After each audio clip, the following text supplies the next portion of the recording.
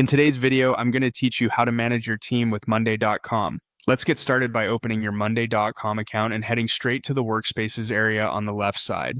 Workspaces act like containers for related projects and teams, so pick the workspace where your team management tools should live. Inside that workspace, look for the plus icon to add something new. Choose Folder. Folders help you keep boards organized, which is especially useful as your team grows and you track more information over time. Once the folder is created, right-click it to open the context menu. Hover over Create in Folder and select Board. Creating the board inside the folder keeps everything neatly grouped and easy to find for your teammates. Name your board clearly so everyone knows its purpose. Something like Team Directory or Employee Management works well. Next, choose the privacy level. Main boards are visible to everyone in the account, private boards are restricted to invited members, and shareable boards are designed for collaborating with external partners. Pick the option that aligns with how confidential your team data is and who needs access. You'll be asked what you're managing in this board. Select the option for employees to tailor the setup to team management. Then confirm by clicking Create Board.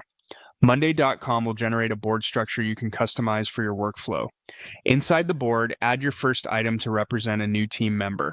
Use clear names and keep your entries consistent so searches and filters work well later. You can rename the default group title at the top to match your process. Common examples include active team, onboarding, or contractors.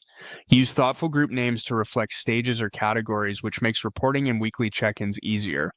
Now customize the columns to match the data you track. You might include people for the assigned manager, status for employment stage, date for start dates, text for role or department, and numbers for things like allocation or headcount codes. Feel free to rearrange columns by dragging them so the most important details are front and center. Keep labels simple and standard across boards to reduce confusion.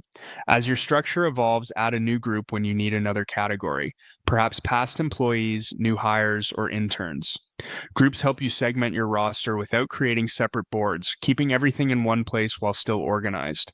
And that's it. You've navigated to Workspaces, created a folder and a board inside it, set the right privacy, chosen employees as your focus, added team members, refined your group titles, customized columns, and created additional groups to keep your team data clean and actionable.